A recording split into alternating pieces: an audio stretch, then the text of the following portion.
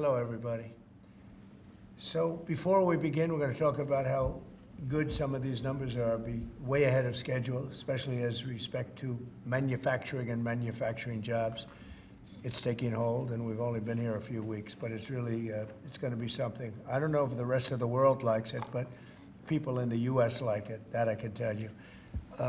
If I might, could you talk about the student loan situation, please? Yes, sir.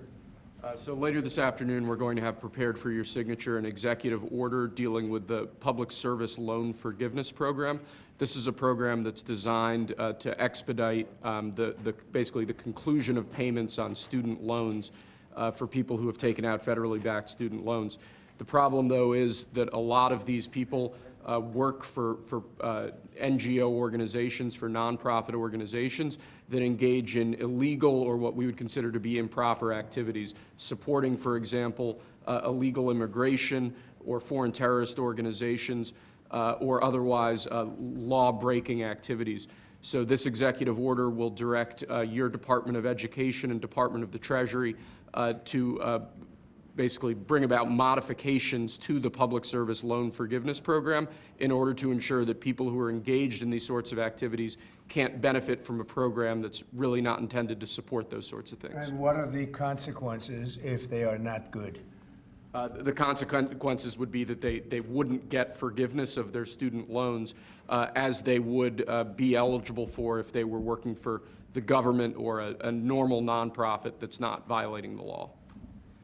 All right. Any questions on that? Anybody have any questions?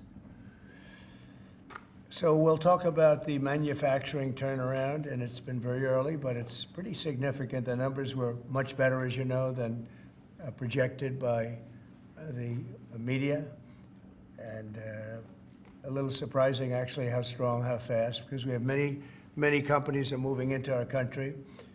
As you probably know, it's a statistic that everyone talks about, but nobody seems to have done much about. Since the beginning of NAFTA, there's been 90,000 plants and factories closed in this country. Think of that. 90,000 plants and factories have been closed in this country. Many of them have been car manufacturing plants. And that's a terrible statistic, and we'll be turning that around. You're going to see it already. We already have numerous that are being built or starting to be built, and numerous that were being built in other countries, and they stopped, and they're coming here now because of the tariffs. And that's a big deal. That's what you want to hear. During the last year, the Biden administration saw a loss of more than 110,000 manufacturing jobs, or 9,000 manufacturing jobs every single month.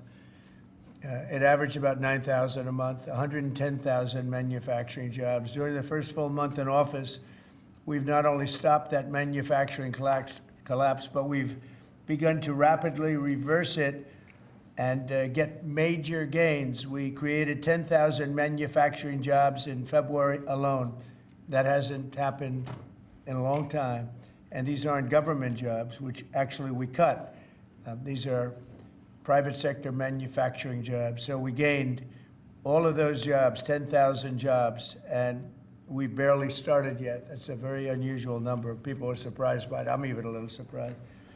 On auto jobs, we created almost 9,000 new jobs in the auto production field. And the reason for that is largely they think things are happening, so they're already geared up. In some cases, they had rooms in their plants, or they had empty plants that they were able to put into use quickly because they see, because of the tariffs, they don't want to be dealing with other places, and they don't want to go back and forth and around and through the borders and across Mexico border and Canada border and all that. They want to have the jobs in one location. And they've had space, and if they had space, they were able to create the jobs almost immediately. In some cases, they'll be building plants to take care of those jobs. So we created 9,000 new jobs already in the auto production, auto parts manufacturing. So we want the auto parts ideally, and I think from a simplicity standpoint too, to be built and made in the United States. It's in a single month. That all took place in a single month, 9,000 new auto jobs. You haven't heard that in a long time. After auto workers lost more than 27,000 auto jobs, in the final year of Biden. These are also high-paying jobs. These are very prime jobs. The ISM Manufacturing Survey and the S&P Manufacturing Survey have also confirmed that our administration is presiding over a brand-new domestic manufacturing boom after major collapse under Biden. It was a collapse. All he did is keep adding new government jobs, which are not the jobs you want. We're trying to shrink government and grow the private sector. That's what we've been doing. Under the final 2 years of Biden, 1 in every 4 jobs created in America was a government job. That's a tremendous percentage. But under the first full month of President Trump, which we haven't even gotten started yet, an incredible 93% of all job gains were in the private sector. So that statistic just came out. Big gains for native-born Americans. For the first time in 15 months, the job gains for native-born Americans, for American people, people born in America, exceeded job gains for migrant and foreign-born workers. This is the first time that's happened in more than 15 months. Employment for native-born workers went up by 284,000, while foreign-born workers went down by 87,000. Now, you've heard the same stat where foreign workers were taking up all the jobs or almost all the jobs. In some cases, literally all of the jobs. And now it's 284,000 native-born jobs here, people born in our country, 284,000, while foreign-born workers went down by 87,000. First time that's happened in a long time. So these are incredible numbers, and they're very early. I mean, we're here for 5 weeks, but we have been talking about it since the big win in November 5th. So a lot of these people, they listen to us speak and they say, well, I'm going to gear up, and they're gearing up. And so they've been gearing up. They've had a little time. It's not just 5 weeks. It's 5 weeks plus a few months. And they put it into effect pretty quickly. They have confidence that what I'm saying is going to happen. So with that, I'd like to ask a highly respected gentleman, Kevin Hassett. He's been with us for a long time, and he's been right about a lot. We had the greatest economy in history in the first term, and Kevin was a big part of it. So, Kevin, could you maybe give it a little description, please? Yeah, thank you very much, Mr. Trump. I think that the 3 things that you emphasized during the campaign is that you wanted to create domestic, high-paying manufacturing jobs, that you wanted to end wasteful government spending and reduce the unproductive government workers, and in fact, unleash them into the private economy where they could be more productive, and to create jobs for Americans. A lot of people said that if you deported illegals, that employment would go down because no Americans would take those jobs. And if you look, 280,000 American-born folks were hired, manufacturing jobs are going up, and this is just out of the expectation of your future policies, really, sir. It's in April when your Reciprocal Trade Act is expected to happen. The tax cuts haven't passed yet. And so people are clearly expecting the golden age. And if you want to forecast the future numbers, everybody, just keep in mind that President Trump has already gotten us $1.7 trillion in commitments of new factories. And those haven't even happened yet. Those aren't even in the numbers. And so I expect this is going to be a glimpse of a golden age to come, sir. Thank you very much. One other thing, in Canada, we find that they're charging us over 200% for dairy products. You know about that. And when I left, we had that well taken care of. But under Biden, they just kept raising it. Very difficult to deal with the Canadian representatives.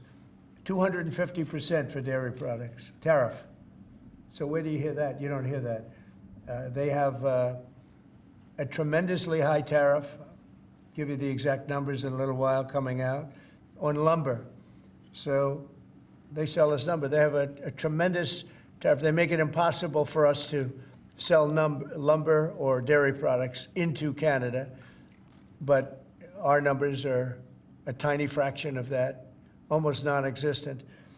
And what we're doing is freeing up our forests from the environmental nonsense that they put on them, where you can't cut down a tree. And we have to cut down trees in order to build the firewalls. And those trees are sold, but we're freeing it up on an emergency basis because Canada has been ripping us off for years on tariffs for lumber and for dairy products. 250%, nobody ever talks about that. 250% tariff which is taking advantage of our farmers. So that's not going to happen anymore. They'll be met with the exact same tariff unless they drop it. And that's what reciprocal means. And we may do it as early as today, or we'll wait till Monday or Tuesday. But that's what we're going to do. We're going to charge the same thing. It's not fair. Never has been fair. And they've treated our farmers badly. Look, our country's been ripped off by everybody, and that stops now. I had it stopped in my first term, and we're going to really stop it now, because this has been very unfair. Our country, from an economic standpoint and financial standpoint and a trade standpoint, has been absolutely ripped off by almost every country in the world. Canada, Mexico, and then you just go right down the line. India charges us massive tariffs, massive. You can't even sell anything into India. It's almost restrictive. It is restrictive. You know, we do very little business inside. They've agreed, by the way, they want to cut their tariffs way down now, because somebody's finally exposing them for what they've done. And same thing with China, same thing with a lot of other countries. And the EU has been a terrible abuser of this country. I mean, the EU was formulated in order to take advantage of the United States, and they have taken it, but they're not taking advantage when I'm in charge. So sometimes you'll hear some negative things. It's always from outside countries. America will be very strong. And, you know, if I'm a foreign country, they're going to do fine. But they can't do like they used to do, because we're going to bring back our business into this country. We need it from a job standpoint. We need it from even just a psychological standpoint. Think of it, 90,000 factories are gone since the beginning of NAFTA. So we're not going to have that, and we're going to see them build it back. Now, we've already had 5 major automobile companies. First time you've heard this in a long time, since my first term, actually, where we were really rocking and rolling, and then Biden came in and he stopped everything. Like, such a stupid thing to do, not even a believable thing.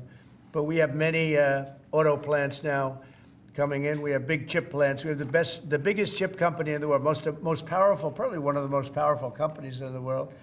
Wouldn't you say, Kevin? And he's coming in, and they're building one of the largest chip plants in the world. That'll be done in Arizona, mostly in Arizona.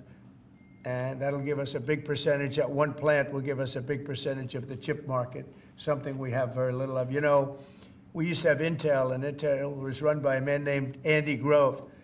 And Andy Grove was a tough, smart guy. I used to read about him when I was a young man, and he did an incredible job. He really dominated the chip business. And then he died, and I guess they had a series of people that didn't know what the hell they were doing, and we gradually lost the chip business, and now it's almost exclusively in Taiwan. They stole it from us. They took it from us, and I don't blame them. I give them credit. I blame the people that were sitting in this seat because they allowed it to happen. We could have protected that so easily. But so we had the chip business, and now it's all in Taiwan, almost exclusive, a little bit in South Korea, but mostly in Taiwan. And it's very important. Everything you do, everything you touch is now about chips. The brake of a car, cars have chips all over the place. I was reading an article the other day where they talk about the brakes of a car are loaded up with chips. Who would think that a brake has a chip in it? But it's all about chips. So that was a big thing. And they'll be investing hundreds of billions of dollars in this country, and we'll be taking back a big, big portion of that industry. We have others coming in too. But a lot of car manufacturers are coming in, and they're coming in fast. And one of the reasons you see these numbers, and again, Kevin said it, and I said it a little bit, but the fact that they know I won the election, so after I was president-elect, they assumed that I was going to do what I said, because I do what I say. And so these numbers really reflect a lot of things that took place since November 5th, right? So, Kevin, thank you very much. Great job. Any questions? Mr. President, how concerned are you that the large-scale federal government layoffs will weaken the labor market? How concerned are you? The large-scale fentanyl what? The federal government layoffs will impact the labor market, will weaken the labor market. Oh. No, I think the labor market's going to be fantastic, but it's going to have high-paying manufacturing jobs as opposed to government jobs. We had too many people in government. You can't just do that. We had many too many. This is for 40 years. You know, this isn't just now. This built up and got worse and worse, and they just hire more and more people. You look at Department of Education, it seems like so many buildings I ride by, it says Department of Education. They're all over the place. And we don't even want it. We want the education to be given by the states. It'll be much better. It'll move us to the top of the list from the bottom of the list, and actually save us money. But it's too important to even talk about them. It'll save us a lot of money, but we don't want that. We want education to be given. So you go to Iowa and Indiana and Idaho and all these places, they're so well run. They're going to be producing education that will be the equivalent of, like Denmark is one, and Norway, Sweden. Actually, China is one of the better in terms of education, and so we can't blame size anymore. You know, China has 1.4 billion people, but they're very high on their list. The one thing we're doing well on, we're number one on the list, is cost per pupil. We spend more money than any other country in the world by far. So I jokingly say the one thing we do well on is the cost. We spend more money, and yet we're toward the bottom of the list. Yeah. Mr. President, I want to ask you, the joint address, millions of Americans watched your joint address earlier this week, where you warned that there could be a little disturbance that Americans could feel as a function of these taxes, these tariffs. How much disturbance are you willing to accept in the near term as a function of that? And to set expectations, how long should Americans expect things to cost a bit more? Well, so far, Peter, there hasn't been very much, because these numbers are coming out. We're here for just a little over 4 weeks, and these are fantastic numbers. I was watching some of the reports this morning. They were surprised. There could be some disturbance, a little bit of disturbance. I solved a little bit of that because I have respect for our auto companies, and I gave them a little bit of a 1-month reprieve because it was unfair, although I'm sure they'll take advantage of it. I see they're driving a lot of cars into the U.S. to try and avoid the tariffs, and they're taking advantage of it a little bit. But they called me, they asked me, they said, could they have a little bit of help? And I decided, they're American companies, USMCA, and I let them have that. But this really kicks in, the reciprocals, kicks in on, let's see, I guess the 2nd. And I wanted it to be the 1st so badly. It just didn't want to be on April Fool's Day. So I made it the 2nd. That's going to cost a lot of money. That one day is going to cost a lot of money, but that's okay. But I don't see it. I don't see anything. I see good reports. I think we're going to have good numbers from the beginning. Now, globalists won't love this because this brings jobs back to America. So if they're coming back to America, maybe you'll lose some in other parts of the world. But the other parts of the world have done very well, and they'll continue to do very well. But I think the United States is going to be doing record business. We'll bring a lot of those 90,000 factories that have been lost over the last number of years. It's been, it's hard to believe. 90,000, think of what 90,000 is. 90,000 plants and factories are gone. We're going to bring back many of those plants and factories. One day the tariffs are on, the next day they're off. Right now the markets, as you know well, prefer stability. Are you done going forward with the pauses and the carve-outs? Is that it for those? There'll always be changes and adjustments, and you can't just, I could have, for instance, told the American car companies, no, I'm not going to give you anything, and then you wouldn't have had to say, well, they're getting a little extra. It's just a little bit of a 1-month reprieve. They're very happy about what's happening. They won't have to go across borders, and you see the zigzag, and you have a fender made in Canada, you have something else made in Mexico. We don't want that. We want it made here. But there'll always be some modifications. I mean, if you have a wall in front of you, sometimes you have to go around the wall instead of through it. But I think very little. I think very little. On occasion, if we can do something, we want to help companies. We want to help companies create jobs. So I could have left that, and you wouldn't have had a minor change. Instead, I was asked by the real majors, the big majors, if they could do this, and I said, yeah, I'll do it. I want you to produce a lot of jobs. And numerous of the people, actually all of the people I spoke to have already been, they're very much on the way to already doing it. That's why you have auto jobs increase. And the man, I don't know him, Sean Fain, I don't know him, and I did great, as you know, with the auto workers, with the Teamsters, with unions, I did fantastically well. Best numbers ever by a Republican. And I have a lot of respect for those people. But Sean Fain, who I don't know, but wasn't a supporter, although the auto workers were big supporters. I watched him last night, and he said, Donald Trump is absolutely right on tariffs. He said, what he's doing on tariffs is an incredible thing, and it's about time somebody had the guts to do it, because we're going to save auto manufacturing. And I said to people when I was campaigning, you're going to have so many auto jobs, you're not going to believe what's going to happen. We're going to load up Michigan. I won the state of Michigan, as you know. And part of the reason I won it was I got a lot of auto workers that voted for me, Detroit, et cetera. But I think people are going to be very surprised. Yes? Thank you, Mr. President. You mentioned in your remarks chips manufacturing, how a significant percentage is now in Taiwan. You also mentioned it in your address to Congress, and you called on Congress to overturn the CHIPS Act, which had bipartisan support in the last Congress. Why would you like to see this particular law overturned, Mr. President? Because it's hundreds of billions of dollars and it's just a waste of money. Now, some people have already taken the money and used it. Actually, it's very hard to qualify because they go by race, they go by gender, they go by all sorts of things. Nobody's ever seen anything like it. You won't be able to find those people. So I don't even think anybody can qualify. They have so many different categories in order to qualify. You have to have so many of a certain race, a certain gender, a certain this, a certain, and it's, I don't think they can qualify, but if they take the money, they better qualify because they'll be watching them. But it's a tremendous waste of money. I didn't give the greatest chip company in the world, one of the greatest companies, I didn't give them 10 cents. They came here because of tariffs, because they didn't want to pay the tariffs.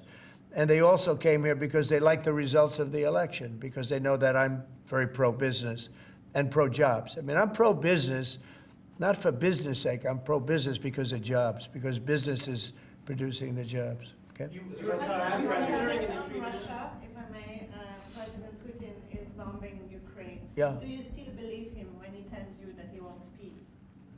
Yeah, no, I believe him. I believe him. I think we're doing very well with Russia. But right now they're bombing the hell out of Ukraine, and Ukraine, I'm finding it more difficult, frankly, to deal with Ukraine. And they don't have the cards. They don't have the cards. As you know, we're meeting in Saudi Arabia on sometime next week, early.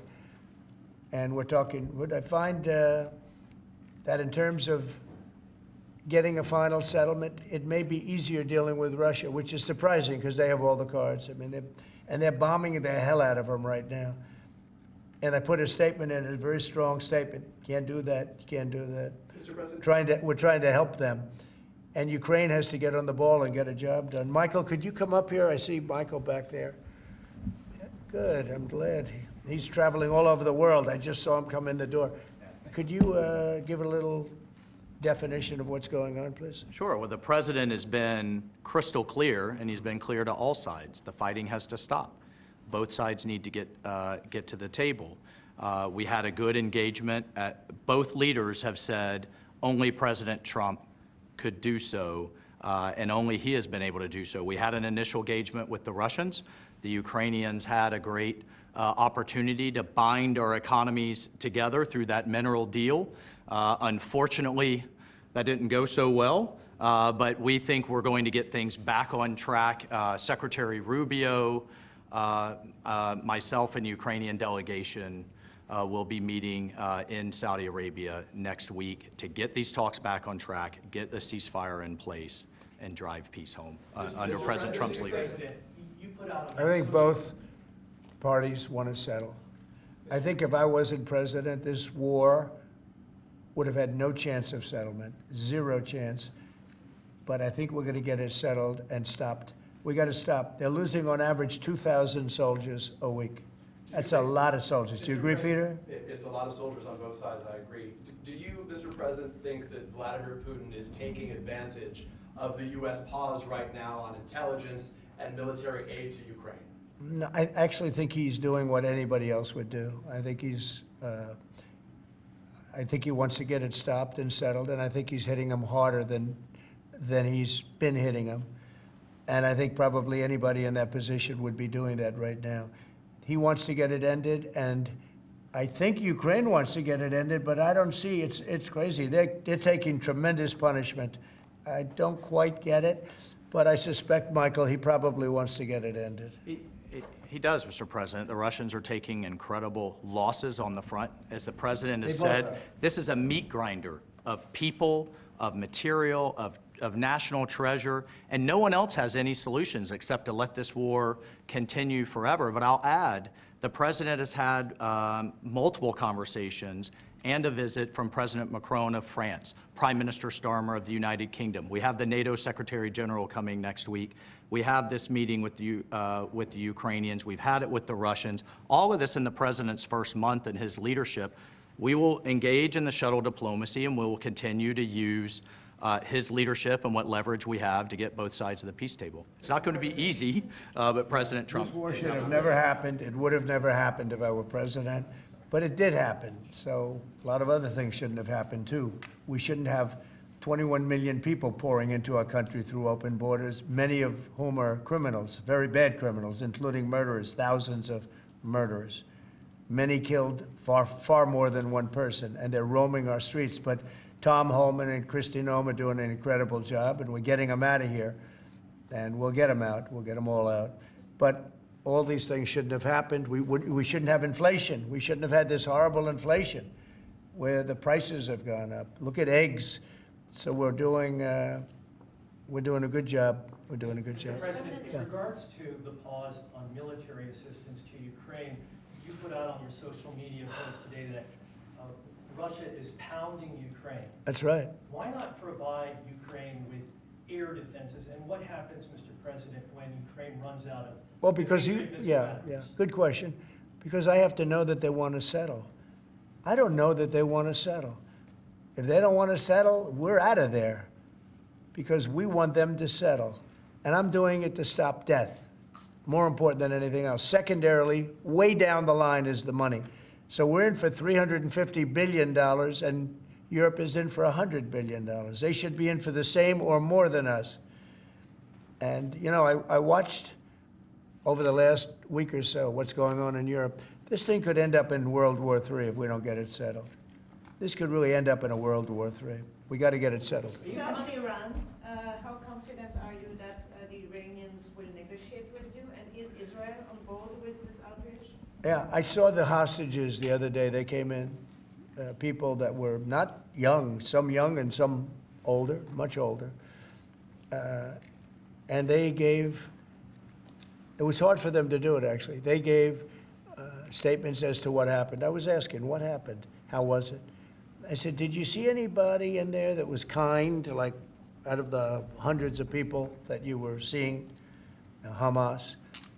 Did some of them wink at you and say, don't worry, you're going to be okay, or give you a piece of bread, or no? I said, were there any people that were, like, kind? I was shocked. The answer was nobody. There was nobody. Just the opposite. They'd be slapped and punched. One man broke his ribs. He couldn't breathe for a month. It was brutal. I was so surprised. Could you think there'd be a couple of people that would be kind, that would say, you're going to be okay, but they had none of that. It's pretty amazing. Brian? Thank you, Mr. President. He's a kind person. Well, according to the... Although not to Zelensky, he wasn't. Well, you know what, that's another But to Trump, he's conversation. been good. Yeah. Go ahead, Brian. Nice tie, by the way, that we coordinated. Like yours too. Two questions. One on peace. Why don't you think any other European countries are offering a peace deal? It seems like no one's come to the table for peace except for you. Yeah. It's a very good question. Sometimes questions aren't answerable. They're in a very unusual position. They don't know how to end the war. I think I do know how to end the war. Despite the Russia hoax, I've always had a good relationship with Putin. And, you know, he wants to end the war. He wants to end it. And I think he's going to be more generous than he has to be. And that's pretty good. That means a lot of good things. Because, frankly, you could have made a great deal if this war never started, you could have made a great deal. I don't know that anything would have had to be given up. This was not a war that was going to start, Brian.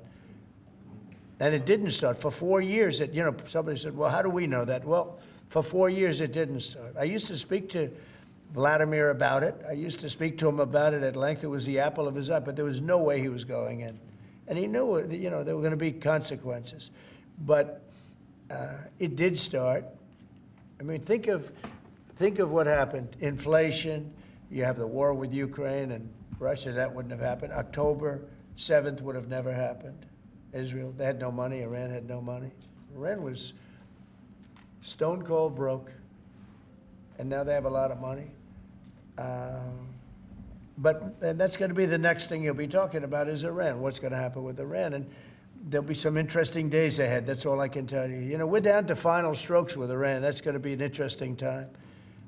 And we'll see what happens. But we're down to the final moments. We're at final moments. Can't let them have a nuclear weapon. I think that I would have had a deal within 1 month after the rigged election of 2020. They were all set to make a deal. And then when I lost, they saw this person who's a stupid person, very stupid person. And they said, let's not make a deal. And they were right. He took the sanctions off. They became rich under Biden. They went from having no money to having $300 billion. All in a short period. It's oil. Oil builds up fast. It's a nice living if you have a nice oil well.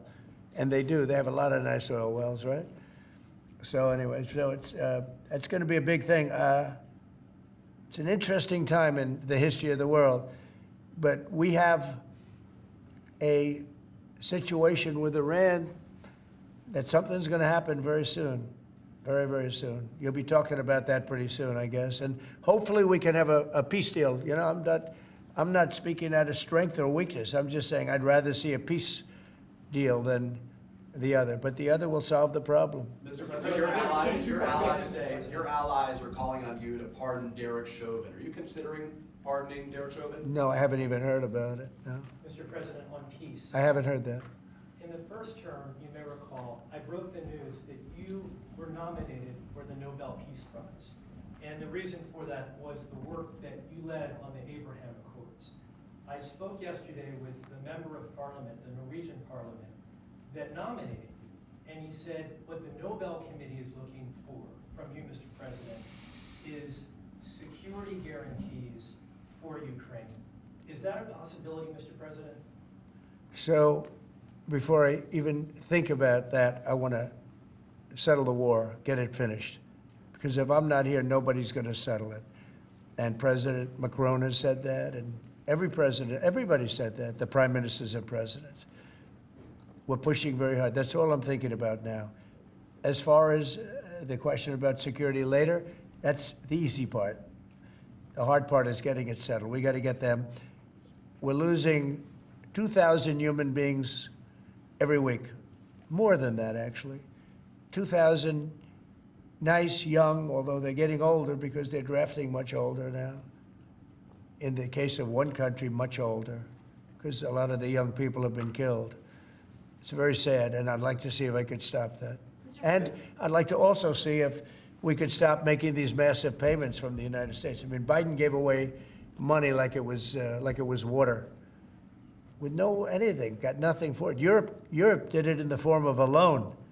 They get their money back, we don't. So that's how we came up with the rare earth deal. But we started, you know, behind the 8 ball. He could have gone to Europe. He could have said, come on, you got to put up money with us. You got to put up money with us. But he never did that. They just kept handing money out because he was grossly incompetent. All right, thank you very much, everybody. Thank you, Press. Thank you. Thank you, Press.